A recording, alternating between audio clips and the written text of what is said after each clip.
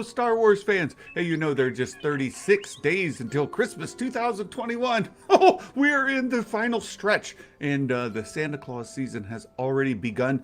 Today, my friends, today is the last day to get a discount on virtual Santa visits. If you would like to do that through Zoohoo, the company I work for doing Santa visits, you can see the information in the crawler below. So you put in the ID Jingle 40. That will get my calendar up. You can pick a time to visit with Santa, and I'll be on there with you.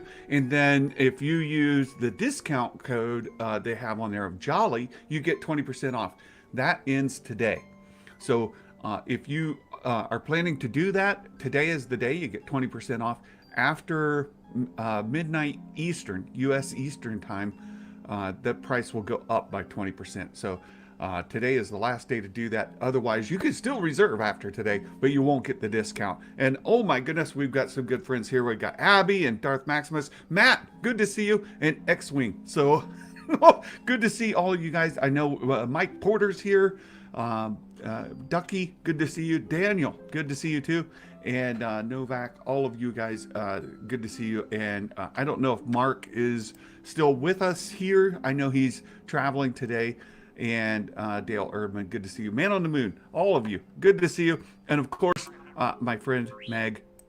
Hello, my friend. Merry Christmas. Thank you. Thank you. Let's start. I know we kind of talked just beforehand about this Rancor, but I see X-Wing here and bringing it up. This Rancor project, it's for anybody who's not a collector. HasLab these are crowd-funded projects, and they've done 2 Star Wars ones before. They did Jabba's sail barge, and then they did the Razor Crest, and now they're coming out with their first Black Series project. But the other 2 projects were Vintage Collection projects. This is a Black Series project, and this Rancor, it's a gorgeous figure, but it's $350 US. And hey, Drunk 3PO, good to Hello, Jay. So this has many fans grumpy, very, very grumpy. And the reason is the additional tier bonuses. The figure itself is fine, but when you think about the Rancor, there are a couple figures that people were hoping for and that didn't materialize. First of all, this Luke Skywalker is great. It's a fantastic looking figure, but people wanted Ula, which the Twilight Dancer that fell in, and people also wanted to get the Rancor Keeper, and neither of those things happened. And instead, what you get is a single-carded Salacious Crumb, who I think he was released in a multi-pack just this week. So you can already get this figure, but it's not single carded. So for collectors, it's something they would like to get. It's interesting you mentioned Salacious Crumb, because I think I spoke about this in a recent video. StarWars.com's databank, where they put all of the information for all of the characters, they got rid of the section in Salacious Crumb's entry about his death. So before that, we learned that he died on the sail barge, kind of like Bib Fat Tuna. But then when Bib survived, we also now know that Salacious Crumb survived, presumably because they removed that sentence. They did. And just a little Easter egg. That's a good point. It's a good point to bring that up, because look, it's underwhelming. I go back to this. They've got this like cardboard diorama for the background, which is okay, but it's an unlocked tier. And somebody did a fan. Here's like a fan version that somebody put out, and this is like a plastic scenery where the walls would snap together, and you've got a gate that you could open and close, that kind of thing. This would have gotten a great deal of excitement. Plastic background, not so much. You know what I mean? Or this cardboard background. People are like, I don't feel like I'm getting the value for a $350 investment to get a cardboard background. And I get to that. Look, it's not about the background; it's about the Rancor. These are add-ons. The Disney shills will be very happy. They'll buy it. They'll buy 5 of them. I'm not. I can tell you that. I'm not. I might get one, just to do as a channel giveaway. Santa says he's not going to get them, but we secretly know he's already pre-ordered it. Oh, that's funny. I do want to bring up a point, though. You mentioned about Disney shills. I was watching the live stream that Hasbro was doing, and the word toxicity, right? Toxic fans came up, and I think it's worth bringing up. Like these words, shills and toxic fans get thrown around. I use it ironically. I know you do. I know. I don't actually think you're a shill yet. But we do know one shill. That's Martin Keeler, for sure. People have noticed the name I gave myself on this stream, by the way. Oh, Megs and Bacon. That's Megs and Bacon. That's great. No, the live stream chat, as X-Wing brings up, that chat was getting pretty bad. And people were really complaining because what they really wanted, as far as collectors wanted, were Ula and the Rancor Keeper. When you think about the Rancor pit, you think about the Gamorrean Guard for sure, right? The Rancor eats him. Ula gets dropped in there, the Rancor Keeper, and of course Luke Skywalker.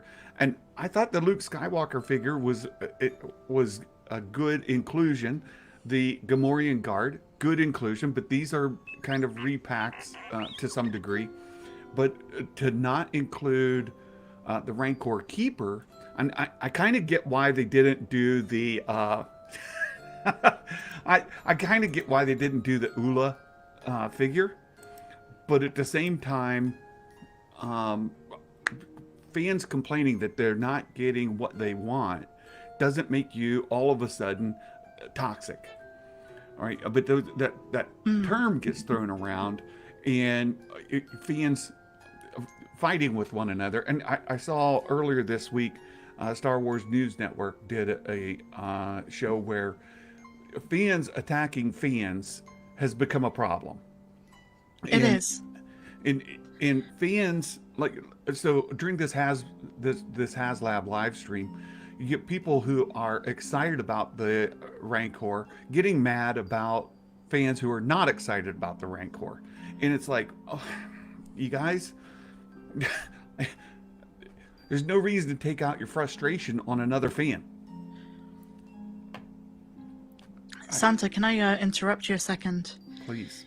I will come back to what you're saying, but we have some breaking news. We do? Oh, yes. We need some breaking news music. Like, so, Empire magazine has the book of Boba Fett Boba on the front cover, and in the edition, you just have to go to Twitter and go to the official Star Wars one, and apparently in this issue of Empire, we have the first word on Obi-Wan and the Ahsoka series. ooh. So getting something official there from Star Wars, from the horse's mouth, as we say. So here's the official Star Wars. Oh, there you have it. This is what you were talking of? Indeed. Right, look there. Martin, you don't want to see Santa's search history. It's a coal mine. Yeah, look. Oh, there was another picture, and this is one of the things that came up earlier in a kind of figure release. These boots that he has on. I think this is the new look Boba Fett, right? It is, absolutely. And we see a bit of what looks to be Muspelgo or something in the background. And you've got the fire spray, because if I say Slave One, I'll be cancelled. It's toxic, and people can't handle it. We know how upset Jay gets when he hears Slave One, right? Absolutely. We don't want to trigger Jay by saying Slave One on the live stream, you know? Exactly. And I think we were talking about this on the Zoom call with Nikki the other day, and how Fennec Shand at the end of the Book of Boba is going to take the Slave One and kick Boba in the jingles and rename it the fire spray feminist one. You heard it here first. Exactly. So much fun. Hey, here's one of your ardent Michael. supporters. He's amazing. He is. He's fantastic. He is truly amazing. He's the light of the Discord server. I've spoken fantastic. to him. He's such a lovely guy, and one of the best supporters I could have asked for. He is wonderful. Exactly. He absolutely is. Yeah. I'm looking to see if we've got Jay's attention to refute these claims that we've made about him. Oh my goodness! But the new look Boba Fett, you can see it around the boots, right? He's got these, and they're images of a like a figure, a diorama kind of figure that was pulled out that show they look like. We would call them like, rubber boots, like muck boots. I think you used a different term, or maybe not you. Somebody. It might have been Martin. Someone who looks like you. It's these. I'm not really a fan of the boots. Not of the new boots. Not my thing. I haven't paid enough attention to them to. You haven't? Oh my goodness, Meg.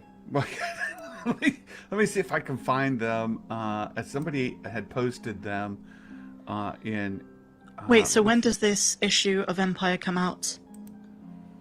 It will make for some saucy. This says videos. Oh yeah, Empire magazine. See him streaming. Is it? This says January 2022, so it's a December issue. I'm guessing. Okay. That'll be my guess. Let me see if I can find that figure. Okay, if you haven't looked at it, it's worth seeing. Let me see if I can find. Maybe it was here. Let's see if I can find it real quick. If not, then you guys can find it out there. Or if one of you in our Discord would post it and tag me so that I get the notice, I'll find it and then I can show it here as well. Hey, Sheep the Wise. But this is the new look Boba that we heard about early on, and there was a lot of chatter about what would that new look Boba look like. Here's your first official look at the new look Boba. And not to toot my own cornet, but I was one of the first people to discredit that report that said he would have a drastic change. I said at the time that he will have a new look, but it's not as drastic as you think. Yeah, I think I was one of the ones hoping for to see him in like the all black, where he painted over his armor for the show, for one of the comic runs, and you were like, no, Santa, you're wrong again. They should have Justin Muriel or someone in the show and give them that kind of more radicalized Mandalorian look. Okay, here it is. Thank you, Ronnie. Ronnie got it for me here. Let me move this over so everybody can see it and add it here. There's the look of the boots. Yeah, not my favorite. They're very fashionable. You think so? You like them? You're a fan? No, I'm just saying, it just looks like he tried too hard. It's kind of clashing with the green, but then again, you're Santa, you should love this because it's all the Christmas colors. It is very Christmassy. We need to just brighten them up a bit, brighten up the red, brighten up the green, and you've got it. Hey. Good to see you, Gray. A real good friend of mine. Thank you, Gray, for being here. I absolutely love. I wouldn't be surprised at the end of the book of Boba Fett they say sponsored by Doc Martin. Darth Martin. Doc Martin do those kind of boots. Oh, I see what you're saying. Doc Martin. Gotcha. Pardon the accent. When I hear of Martin, I think of Martin Keeler and I think of Zuvium. It's just, I've been tormented by him so much. It's a reaction. But here you go. You've got so we had the new look Boba. kind of leaked in this figure, but here you have it in that Empire magazine. It's the same thing. So don't he look gorgeous? Don't he look gorgeous? He looks good. And something else. When we saw Boba Fett in season 2 of Mando, he got a lot of flack for having the dad bod. Looks like I love it. Looks like he's been working out, because look at that waist. He's got it tapers in. He looks good. He does look. He looks incredibly in shape. He looks awesome. Yeah. But I also liked the dad bod. It's something that Rian Johnson would have promoted if he had made it,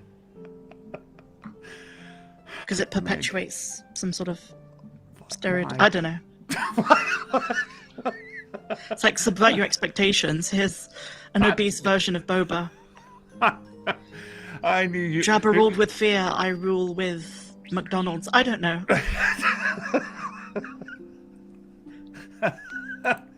It's like the curse of Jabba's palace. Yeah. First came Jabba the Gut, and then you had Bib Fat Tuna, and here you have Boba Fett. It's the trend. Disney Star Wars is promoting poor eating habits. Indeed. Oh, Meg, why? By the way, speaking of Bib Fortuna, I don't know if you saw my joke in the last stream, but I was thinking about opening a sushi bar called Bib's Fortuna. Anyone? It's lost on me. Anyway, no. So I thought it was a good idea. It's lost on me. Something went over my head. I don't know. I don't know. I don't get it. Go ahead. Oh, yes. We were going to talk about toxicity. Yes, toxicity, and how the terms are thrown towards each other. And for me, look, to express your disappointment in something, whether it's because look, the Rancor didn't come with the plastic diorama. It came with it comes with a cardboard one. That it doesn't come with Ula, it doesn't come with the Rancor Keeper. These are expectations that a lot of fans, collectors, wanted, and were reasons that they were getting excited about the Rancor as a project. And to pay $350 US for this project, people, I don't think it's wrong for collectors to want something to get excited about, something to in the tiers, but in what it looks like here is just that they're repackaging some figures that they're going to sell carded anyway. And and we were talking to Martin Zuvium the other day, and people wanted a new figure, something that they could add to their collection. And the Rancor, for sure, it's a fantastic. It looks great. But when a fan gets upset because, look, I didn't get the Rancor Keeper, how can I not have the Rancor Keeper? And they express that frustration, that doesn't make them toxic. I agree. The term gets thrown around too easily. There is definitely such thing as toxicity, but disagreeing or disliking something doesn't make you toxic. It just means you have an opinion. I would say toxicity is when you personally attack someone on a basis of something that has nothing to do with the product or the film or the show. Yeah. Personal attacks, of course, right. I would consider that toxic. But to say I disagree and I don't like X, Y, or Z, then... Or exactly. Z, as Americans say. Exactly. Well, yeah. To get mad at other fans for expressing, this is something that came up with like Thor Skywalker. Thor Skywalker has done since I've known him. He's been very critical of Lucasfilm and what they've given to fans, and he wants better. But I don't see Thor Skywalker as somebody who's toxic. He's not, calling for people's heads or calling people names, insulting somebody because they have different beliefs than him or different goal or ideas of what is good Star Wars. He doesn't insult anybody over that. All he does is says, "This is why I didn't care for it, and what I would like to make it better." That's not toxic. For Jay, let's take our friend Jay, right? Drunk 3PO. I have never heard Jay say anything that I would label toxic, but he gets kind of grouped in with some folks who have a bad reputation. And I think even unfairly. I've been grouped in with toxic people when I said I didn't like the High Republic. I think people like to group or make assumptions, you know. It's the same thing with Drunk 3PO. Yeah. I very much enjoy him and his content. I watch every video. And as you say, he gets grouped in with some of the worst, content creators who are toxic and who do push, I guess, a very, I don't know what the word is, certain agenda, certain narrative, which kind of is associated with a certain political faction, Right. which I disagree with. But if people actually stop to listen, what they're actually talking about, what the person you're watching is actually saying, you might find you agree, regardless of what you've heard of that person. And I disagree with Jay's take on a lot of things. I don't share the same opinions. I don't share the same opinions as you, right? On many things. But I love the prequels, and you don't like good Star Wars films. See, this is how fans can poke fun at one another, right? I can't help that Meg is a boom, not a boomer. I'm a boomer, right? A bootlicker. Look, just because Jay shows up, he starts controversy. Jay's in the room, instantly it's toxic. The thing is, like, Jay is the least controversial person. You know what I love about Jay is he'll take something which you assume is a serious topic, and first of all, Jay's got like the most relaxed approach to life, and I absolutely love him for that. He's always laughing about stuff that people take way too seriously, and that's kind of why I fell in love with his content. You know, when I see his videos. And that's what you've got to do. Some things are just not worth getting your panties in a twist over. You're exactly right. And I've had some wonderful conversations with Jay, just as a person, right? He's a great person. He's a fan. And look, you can have differences of opinions about what movie is your favorite, or what Star Wars is your favorite, or what Star Wars is not your favorite. That's fine, but it doesn't make you toxic if you just didn't like something automatically, right? You don't like this HasLab project because they didn't. The joke about yellow lightsabers is that I actually don't like them, but Santa's been perpetuating the myth. I am. I have a lady boner for them. Is that a thing that you Americans say? No. No. Use your imagination. We've been introduced to a new term. Lady boner. Oh my goodness! I'm gonna see if I can hold on a second here. There's another Boba Fett tweet. Oh, is there? Let me.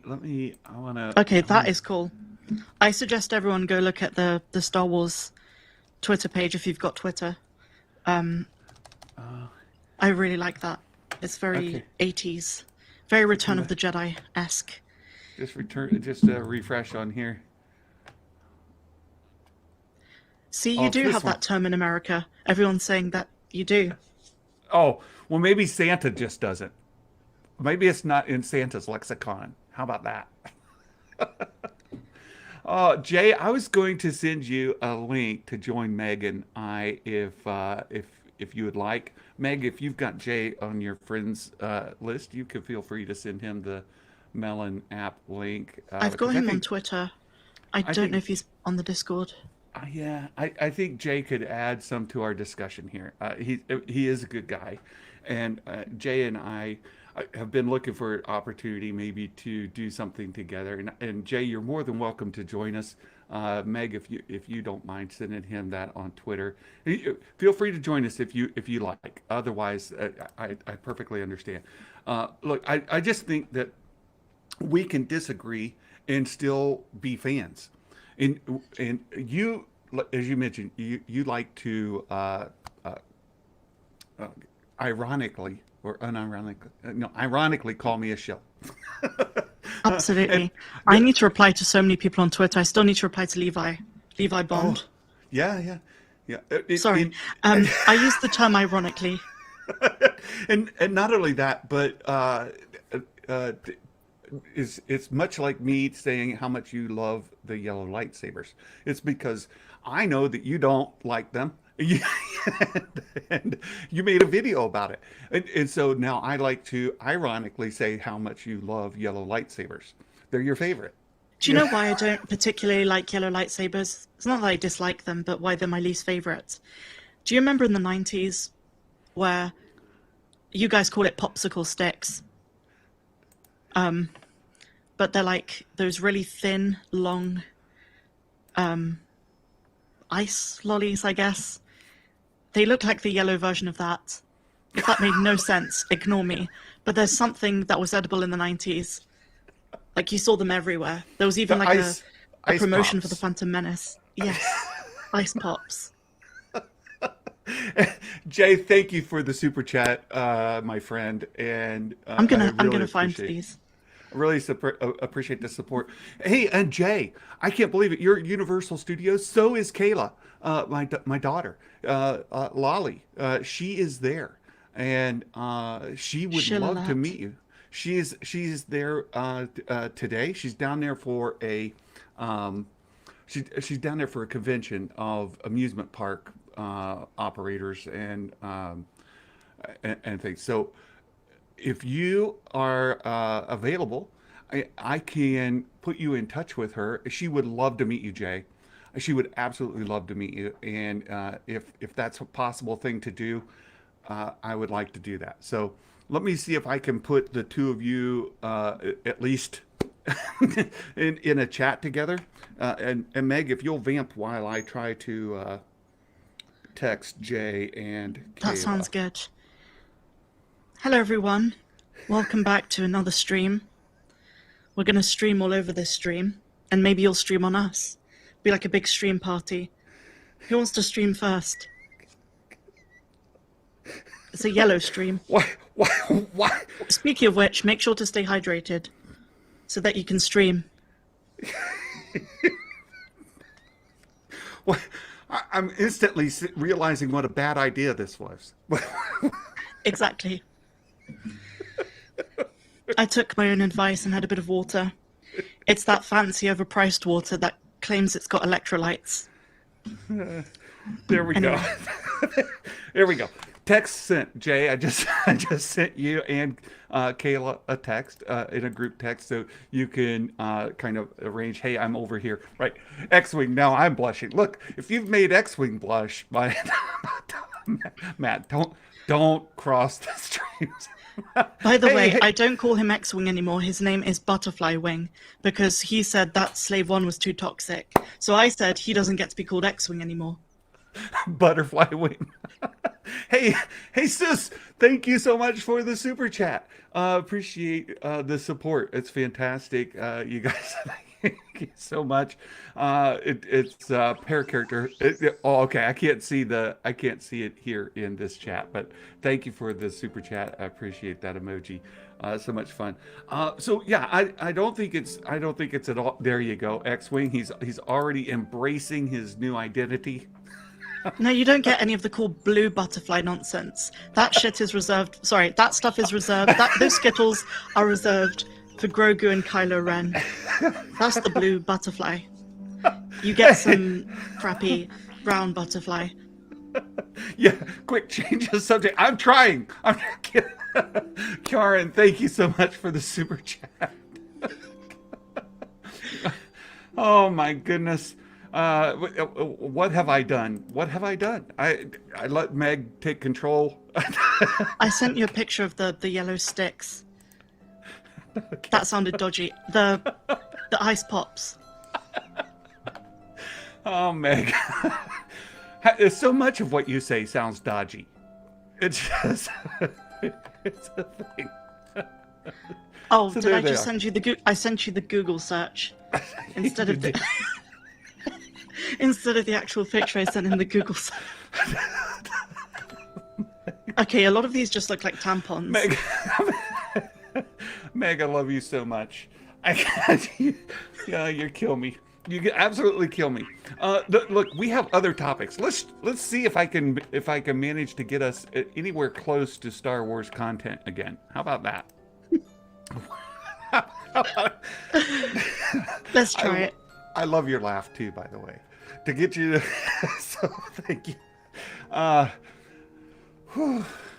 No, millennial, right? Meg's a millennial. There, I finally got the word. She's a millennial. So Sometimes what do you know? I laugh like a seagull. But I don't know if you have those in America. Do you know what a seagull is? Yes, yeah, we Okay. do. Yeah. They're rats with wings. Yeah. Yes, that's from is that from a Pixar movie? I think so. Yeah. Sounds like from Finding Nemo. Nikki, Santa ignores me when Meg's around. Nikki, it's because it's so dangerous. When Because you I'm and the Meg, number one bitch. Okay, I just I'm you scare joking. me. I know you are. When Nikki and Meg are in the room together, you never know what's going to happen next, and it's dangerous. It's not safe. It's it's not safe. So we had from Star Wars News Network. By the way, I really enjoy their content. I think they do a really good job. But they released this article yesterday saying we have in the Production Weekly, there's some information about some filming for Star Wars content. So I thought, well, and you covered it today on your daily video, and Indeed. and you brought up a good point. We see where they in LRMs here, the Acolytes filming between May and November in the U.S. as opposed to the U.K., which we had initially heard, right? Mm-hmm. And then and that's next May. But we also have the Acolyte. Well, they said it's filming in May. Ahsoka is in March, which is ahead of when we thought. But that's also, I think I also saw Ahsoka is also being shot here in the U.S. Is that right? It is Manhattan Beach. Yeah, and not only that, but I think I saw that somebody said Rosario was unavailable for something because she was doing Star Wars in December. Well, this says Star Wars is in March. Those stories are not necessarily contradictory to one another. That's the impression I got. I didn't see the contradiction myself. Because she may have a good deal of training to do ahead of time. Right? And she may also be in The Mandalorian before the Ahsoka series. They might set up something with like a brief scene or an episode again. We just don't know what goes on in that amazing brain of Filoni. Yeah, I'm getting texts from Jay and Kayla. I thought you were looking down in shame. I thought Santa just gave up. I said something. I looked over to Sandy. She's like, oh my goodness. I'm terrible at texting, so it's kind of slow, because I am old, So anyway, there you go. you're younger than Paul Rudd. Let that sink in, guys. Yeah, but I look older, right? So anyhow, Rosario could be training, right? She's got a bit of physical work to do, choreography for lightsaber duels. She does. Any number of things that could take a good bit of time to train for. And I think that's exciting. And look, if the filming starts in March, but Rosario's starting Star Wars work in December, think of how well the choreography and the physicality of her show could be. Oh, for sure. They've probably got a lot of action scenes planned. A lot of duels, maybe. Yeah, I think it's going to be special. Yeah. And remember that March is just filming. There's a lot of pre-production that goes on, not only with the martial arts training and things like that, but generally, they may need to use her to test out some different backgrounds with the volume, like they did with Captain Rex for the Mandalorian season 2, and then they didn't end up using it. X-Wing. Paul Rudd is my Patronus. Nice reference, Harry Potter reference. Good one. The other part in this article, though, is about Andor, and in that publicity the publication. In that publication, it lists Andor 3, which you brought up in your video. Could just be a typo, right? Because we've never heard about Andor season 2. We heard earlier, I think maybe last week, that Andor was going to go into 3 seasons, but we've not seen anything about filming dates for season 2. So it's very well could be just a typo. It could be. I mean, very, very unlikely, but it's plausible they may just drop 2 seasons of Andor in one go. Yeah. And it's happened for other series. That's all I'm saying. Right. Yeah. Well, not only that, but Martin. Oh my goodness. Not only that, but we were mentioning just before we came on the live stream, they could have already shot both seasons, or season 1 and 2 together, and we heard very well have done. Andor season 1 has been rumored 12 episodes, or is it rumored or is it confirmed? 12 episodes. It's confirmed. Confirmed. Yeah. So could it be that that's actually 2 seasons of 6, right? It could be. And so if the this thing is we're saying it could be a typo, but Production Weekly don't make those mistakes. Right. It's an official publication of that these studios are putting out just for their scheduling. So X-Wing's leading us to our next topic. It's a dead horse. It is. So anything else on this scheduling? I thought you did a great job in your video today covering it. So we see the Acolyte is scheduled. We see Andor 3 in the publication, Andor 3, and Ahsoka. So all fantastic news. And as we're getting ready to get grumpy again, there's a lot to be excited for, right? A lot to be excited for. Don't let Disney Plus Day get you down. Well, Disney Plus Day and D23. I think Anthony asked an interesting question. Yeah. Possibility of having back-to-back trilogies. Back-to-back trilogies. Continue. It's not going to be in the next 2 years, but they are planning 10, 11, and 12. This is something that is an absolute 100% certainty that they are going to do a second Disney trilogy and a 4th trilogy overall. Now, I've heard speculation. Let's be clear about what you're saying. Are you saying I'm not saying speculation. It's happening, and I'm not gonna rat anyone out. I'm not gonna say how I know, but that's something that's coming our way. Excellent. I've heard a lot of speculation from like Josh at the Den of Nerds and others who say, well, there's no way they're not going to do a 10, 11, and 12. But I've never heard that's all speculation, right? I think his videos are going to age very well. Very good. Very good. You think, just so again, back on the speculation train, you think Rey is going to have Ben's children? I don't know. I don't know anything about the plot. I don't know anything about what it will entail, but good or bad, the sequels made money, and that is what Disney care about, unfortunately. It's what Mark Hamill said after The Last Jedi. He said films don't have to be good, they just have to make money for production companies and studios to be So very good.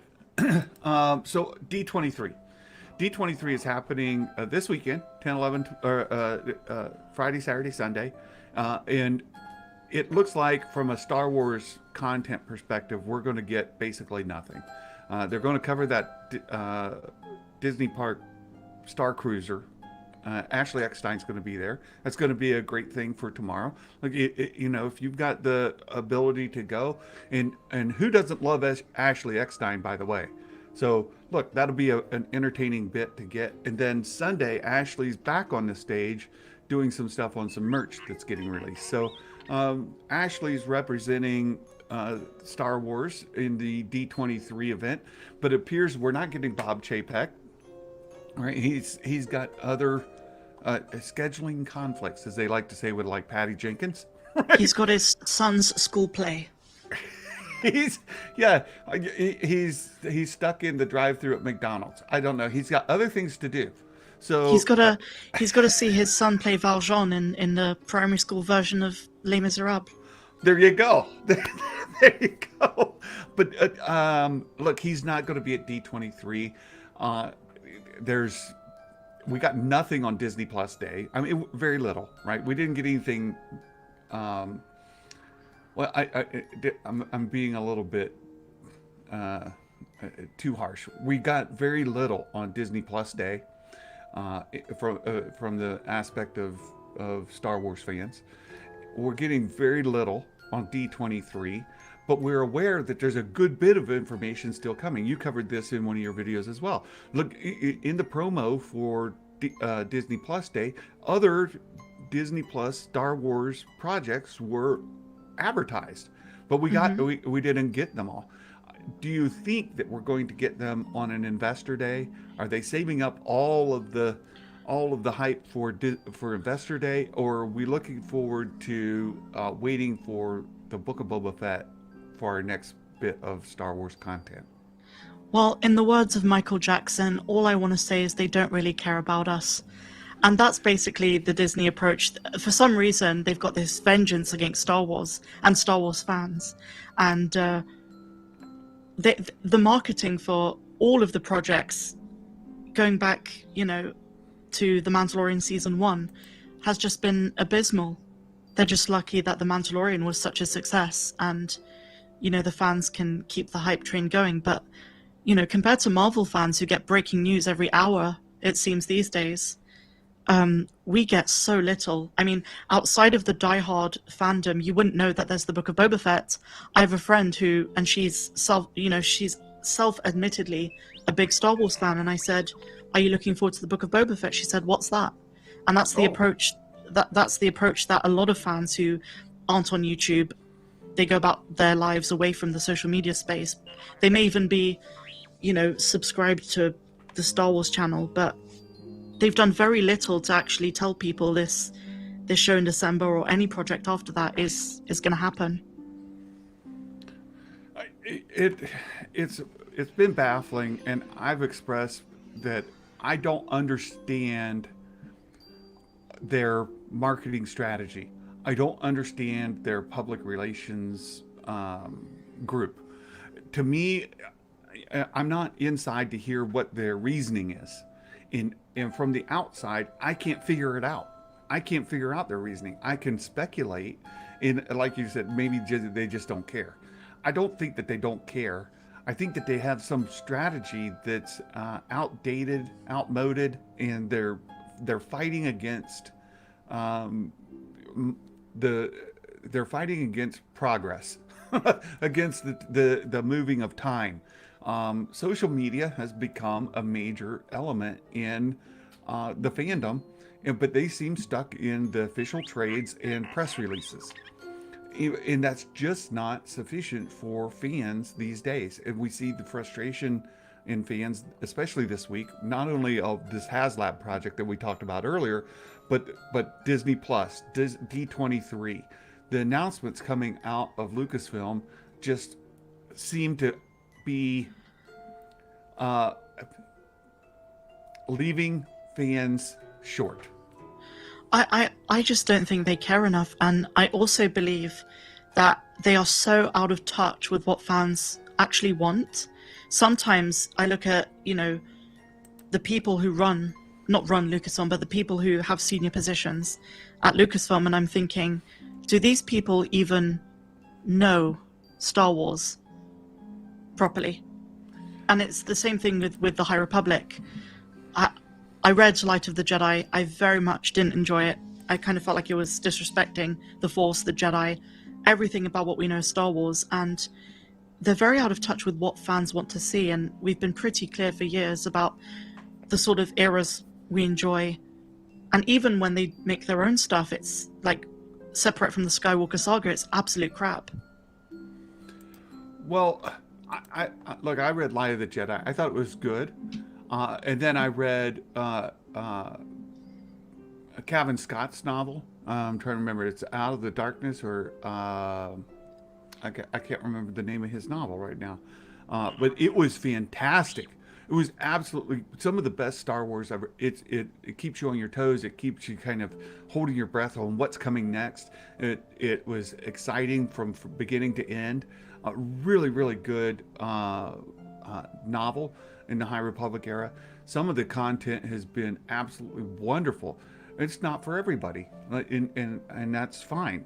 We understand that not all Star Wars is going to be for everyone, but that doesn't mean that you have to be go back to the toxic statement before, right? Just because somebody doesn't like it doesn't mean they're toxic or that they're somehow exactly.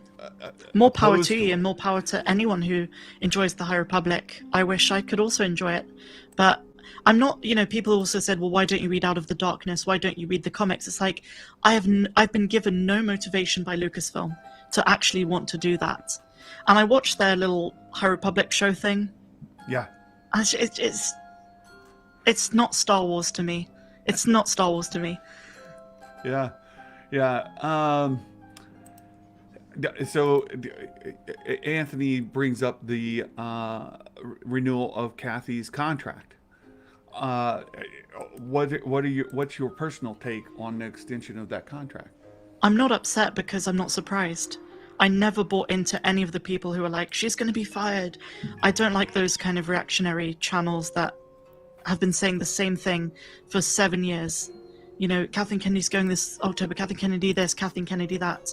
It's like she is the perfect scapegoat for Lucasfilm, for fans to go, she's the problem, she's the problem, she's the problem. It's like, well, how do you know that she is the only problem at Lucasfilm? I agree that a lot of the decisions she made are not great. I do agree that perhaps maybe it is time for her to go, but I'm not upset and I'm not surprised that she stayed. It was just like, the sky is blue. Like, she will stay there until Indiana Jones is finished, and then we'll see.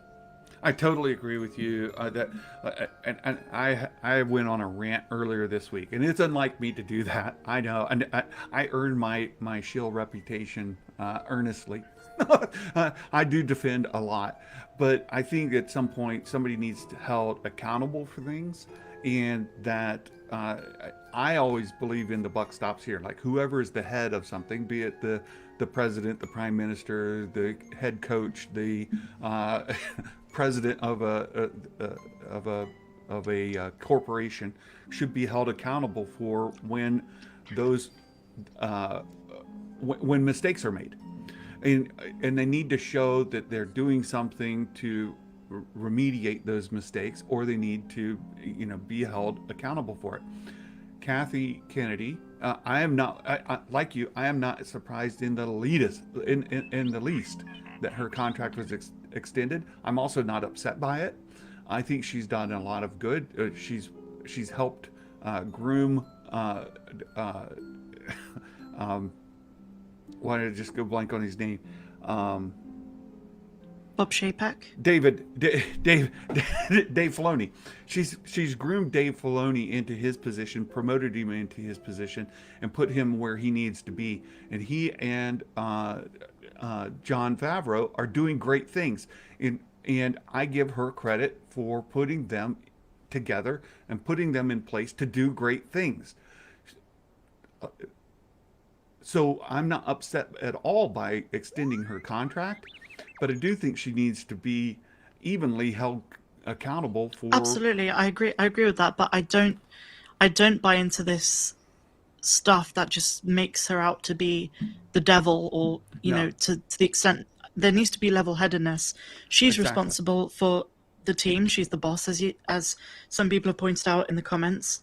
The buck stops with her, but also, yes, her time probably has come. She's done a lot of producer work in her life. Some of the most incredible films were produced alongside her. But as president of Lucasfilm, it is probably time for her to go. I don't like a lot of the decisions that she's made, but at the same time, I'm not thinking she's going to be fired at every single turn. Right. I don't either. I think that she's done an admirable job overall, but the missteps need held accountable somewhere.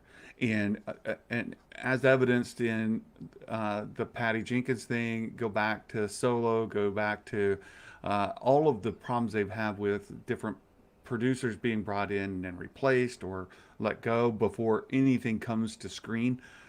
Those things need held accountable. You would just think from an investor standpoint, is our money being spent the best way that it could be spent? And that answer has not always been yes, right? And yeah, she should be accountable for the good and the bad. And I think sometimes the loud negative voices lead them to think that it's coming from a bad place and to ignore it, rather than some amount of nuance saying, well, she is, and I think I've heard John, a YouTuber, go on about Kathleen Kennedy being a Hall of Famer, right? She is one of the best producers that have ever come out of Hollywood. She's been at the top of her game, and she absolutely deserves it. But at the same time, that doesn't mean that she can do no wrong. And it Absolutely. ought to be, Campia, John Campia.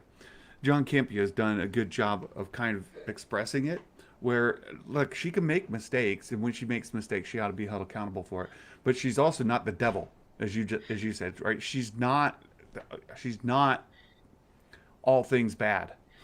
And another thing is that they absolutely lucked out on The Mandalorian. She would have been gone probably a long time ago if The Mandalorian was a flop. That is the only thing. A lot of people don't like when people say this, but The Mandalorian is the only thing holding Star Wars together right now. Everything is based on it. Everything good is based around The Mandalorian, the Book of Boba Fett, the Ahsoka series, whenever Rangers of the New Republic comes back into production. It all centers around that. That is the only thing fans are excited about. And people point out all of the other things like Clone Wars Season 7 Rebels and The Bad Batch. Those were perceived as good, but it's really The Mandalorian that literally won all of the awards it has. It's literally the thing that's driven a culture shift to streaming, I would say. Squid Game, and now Squid Game, but The Mandalorian really hit at the right time when streaming had become this monumental culture shift in the way we consume entertainment, and then obviously the pandemic and so on and so forth. But well, I agree, and not only that, but it did what Lucasfilm is known for doing, is it revolutionized the technology. So George Lucas did that with ILM back in the 70s, 80s. He did it again in the prequels. And what they did with The Mandalorian is they pushed technology to a new place. And it revolutionized how these shows can be made on a better budget. And that credit has to go to Lucasfilm. And Kathy gets some of the credit for that. Sure, John was sort of the innovator, right? Jon Favreau was the innovator. He's coming off of his experience with The Jungle Book and that other one he did. It was a live action Lion King. Yeah, The Jungle Book and The Lion King. He had lessons learned from there, and he had ideas. He brought them to Kathy. She funded them, made it happen. So, and John directly gives her credit for allowing that to happen, funding it, and making it happen. So she gets credit for that. She is not evil incarnate. She is not the devil. She has made mistakes, and she needs held accountable for that. But she also it deserves a great deal of praise, and it doesn't make me a shill because I say, I acknowledge what she's done. At the same time, See, being able to be I critical. disagree with you, Santa, because Kathleen Kennedy, sure, she was the executive producer and she put Favreau and Filoni in the right places, but at the end of the day, there are so many projects that she is in charge of. We haven't seen them yet. And if The Mandalorian was just another flop, we would have been like, see, this is why, they just lucked out with having an incredible team of creatives, Peyton Reed, Bryce Dallas Howard, Filoni, Favreau, Taika Waititi in the right places. Yes, she gets credit for assigning those roles, but I think we give her too much credit for the creative side and for why The Mandalorian was so successful. And ultimately, the reason it was successful was Grogu. He is the hands down only reason The Mandalorian blew up the way it did. Because going forward, you're going to see him in everything. I bet we're going to see him in Book of Boba, Ahsoka, Rangers. They're just going to insert the little green guy in here, put him in there, and you get a Grogu, and you get a Grogu, and you get a Grogu. Yeah, well, he's going to be in the Macy's Thanksgiving Day Parade. Even I mean, he is literally everywhere. My wife was looking at she going through Christmas shopping and whatnot, and she found some more stuff like with different retailers than you would expect to see Grogu merchandise. He's showing up in jewelry. He's showing up on T-shirts and on backpacks and on you name it. Even condoms. Oh, come on. I was watching a stream where someone was saying how, I can't remember which state it was, but they saw like an off-brand, obviously not licensed condom with Grogu on it. They are licensing like official stuff that like everybody. And it's definitely earning them money. And I give her credit for that.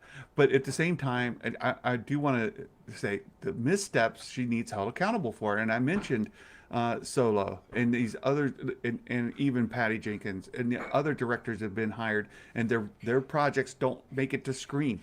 And from an investor standpoint, that money, how it's being spent, Solo is I think the poster child for it, because they spent a ton of money and then had to re-spend money to get that to screen, and a lot of that work was redone.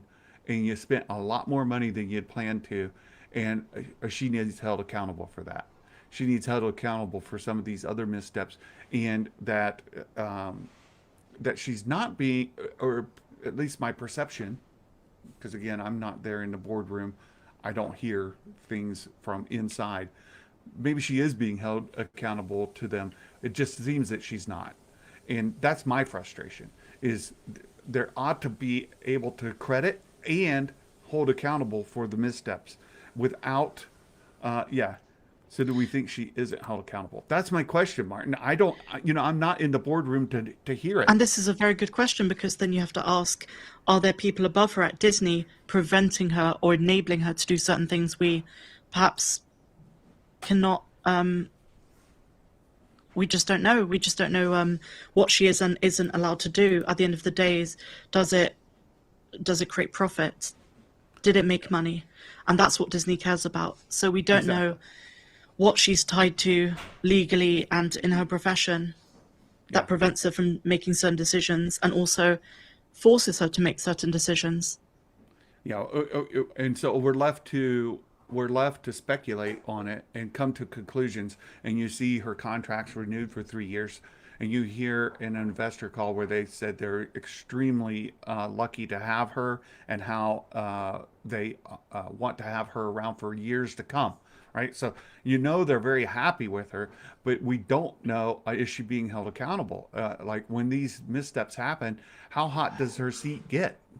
At all? Can she do no wrong? We don't know. We don't know.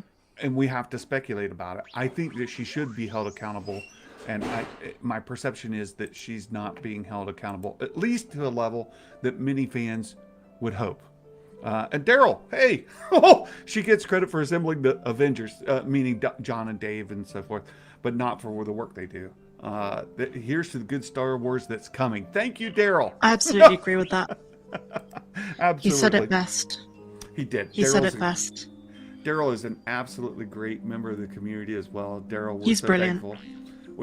Meg and I both, yeah, we're both very thankful that you're part of our communities.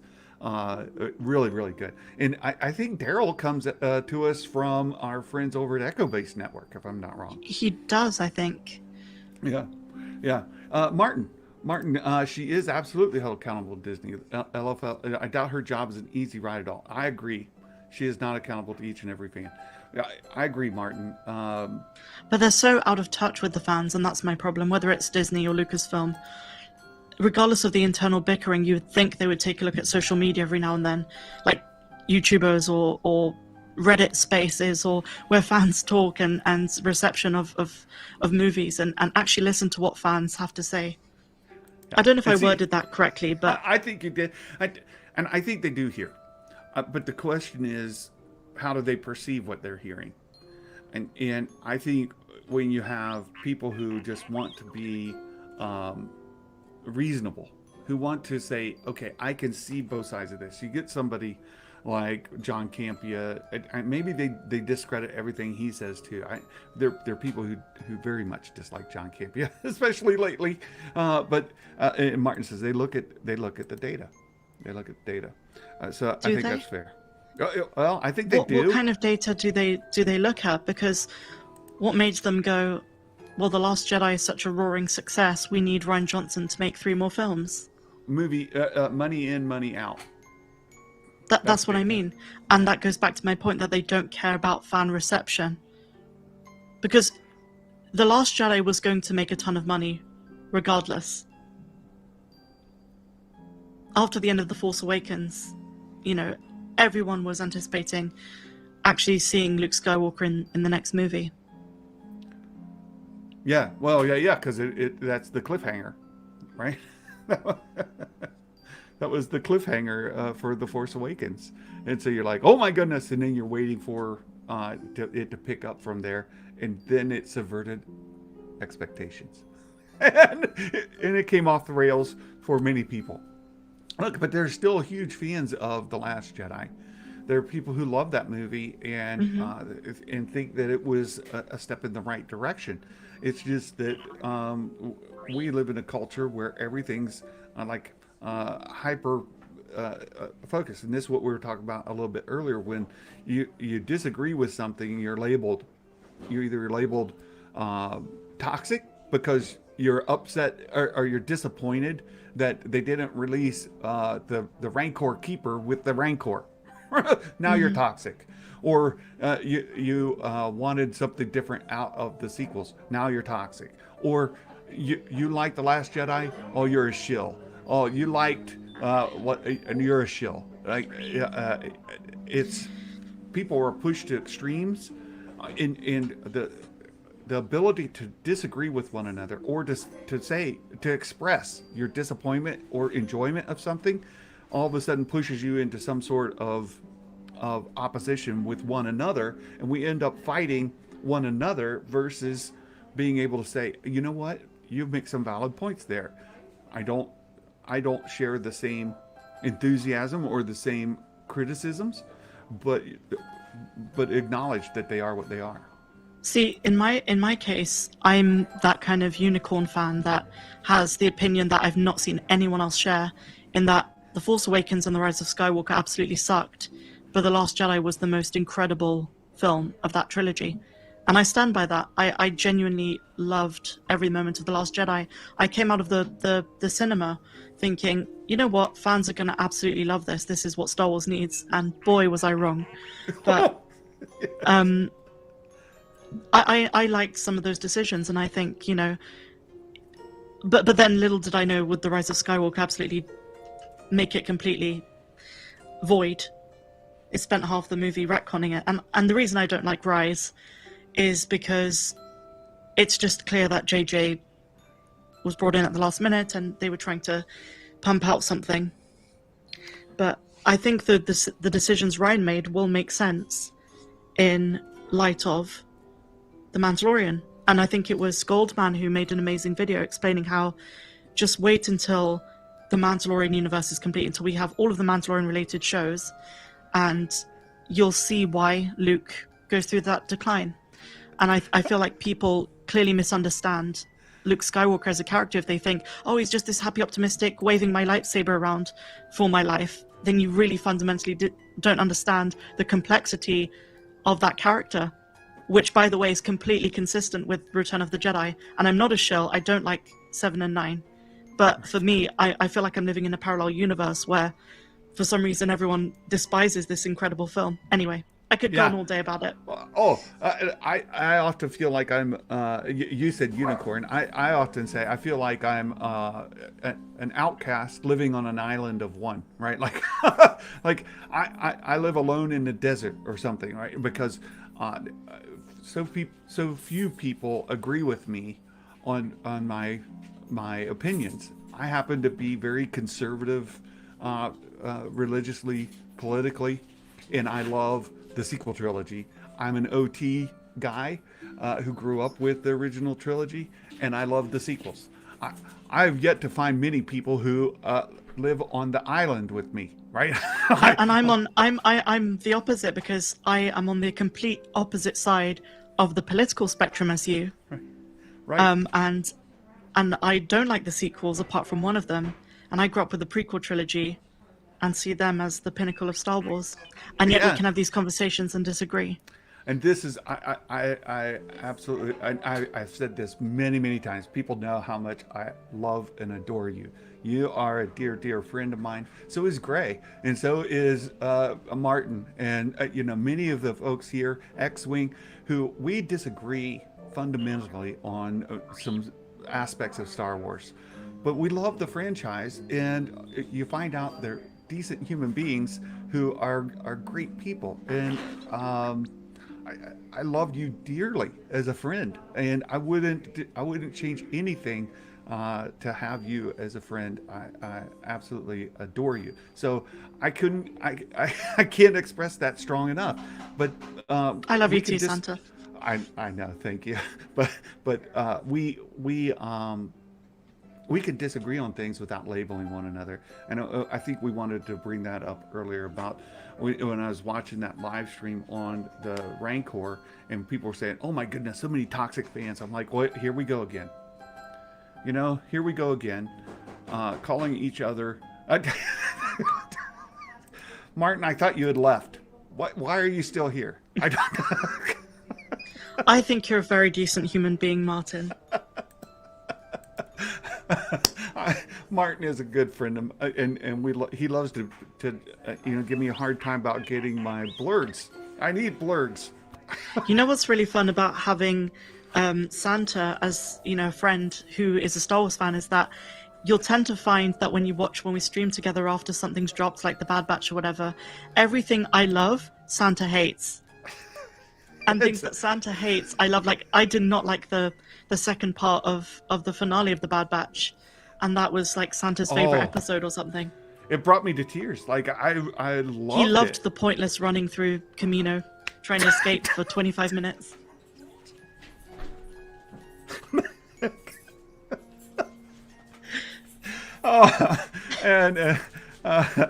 Oh my goodness, you guys are kidding me. We've gone long, and we've had fun again today. Meg, thank you for taking some time out of your evening, and have a wonderful weekend. You have teased us that we are getting new Star Wars Meg merch, right? Yes. I've got my tiny little Mega mug right here. It's tiny. It's ready to go live. I've just got to add a couple more designs. Insufficient volume going in my Mega mug. I need more fluid in my Mega mug. You need more Meg fluid in your mug. I do. You sound like my ex.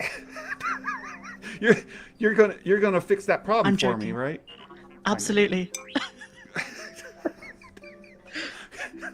Well, tell us what I we're hope about. Google isn't listening, because that should be retconned. There's a lot of times where I'm like, oh no, well, I'm gonna have to appeal. I already know. But tell us how you're gonna fix my problem with my insufficient amount of fluid in my Mega mug. I'm gonna make the Meg bigger. Yeah, I'm gonna make myself bigger. No, that's easy to do. I did it in the pandemic. No, I'm gonna make the Mega mug bigger And then I'm going to create a mega jug, which is going to be a size up. And they're but you work in ounces, so I don't know what that would be. They're coming in a 2-pack, right? That's what I heard. Exactly. Yeah. 2-pack. Oh, I remember this. Yeah, the mega jugs are a 2-pack with a nipple on each one. You can choose flesh-colored or a range of 15 other colors. You're making the me nipples, red not the mugs. The mugs come in solid black, all of them, just like the one Santa has. So we're going to get a mega jug. And how many liters go in that? No. 500 milliliters. Okay. And then, if you're really thirsty, I've got a size up, which is going to be like 4 pints, and that's going to be the mega glug. Mega glug. And I heard somebody saying that we need a mega keg. I think it was mega peg, and I said that was inappropriate for YouTube. You would say that's inappropriate. My goodness, Meg. As Mark Hamilton says, stop milking it. I think that's a good pun. That's really good. There is another level, but I can't say that word on YouTube. It starts with an F and rhymes with cluck, and it's a mega. No. You know. Stop. There's one more thing I wanted to bring up. We've been doing at the end of our live streams. We bring up our Mike Porter dad joke of the day. The best bit of the show. It's fantastic. You got to wait to the end to get it. And Mike Porter's in our chat here. Thank you, Mike, for all of your support for all of our channels. And so the Mike Porter dad joke of the day, you guys, why do you never talk about your business in front of a cornfield? Why? Because the corn's all ears. Oh, it's so corny. There you go. Yeah, this chat has made me a bit corny. I'm joking. Oh my goodness. Especially the talk about the mega jugs. I think Santa is red now. I think his force has been awakened. Oh, I'm going to have to go outside. It's cool outside. I can, bring my temperature back down. Oh my goodness. Thank you so much for being here and for your continued support, Meg. You've been a godsend to me, and I'm so thankful for your friendship. And even though you do embarrass me tremendously during my live streams, it's so much fun. Thank you for having me. And yeah, his Skywalker has risen. Oh my goodness. But he will not be the last Santa. I would not. That's the only film in that trilogy that you can't turn into like a pun or a sex joke. I never leave anything out of the realm of possibility with you, Meg. So let's close it out here. You guys, I hope you have a wonderful weekend, a good evening, and thank you all so much for being here. Look for Meg's new merch to come out on her merch store. It's going to go live any moment now. So look forward for that. And if you haven't already, come become a patron of Meg's. Join us in Discord. Find my Discord. I've got it pinned in the chat here. And you can interact with us outside of just these Friday mega Star Wars news roundups. So you guys come find us there. We have a good time. And grab a mug. Put your favorite beverage inside and come speak to us. Yes. Come speak to us. We want to be spoken to. We want to have a big shebang. That wasn't the right word. We want to have a good conversation about Star Wars. Exactly. We enjoy it. We have a good time here. So you guys take care. Be good. And we look forward to seeing you again next week. And until next time, my friends, Merry Christmas. And may the Force be with you always. Bye-bye.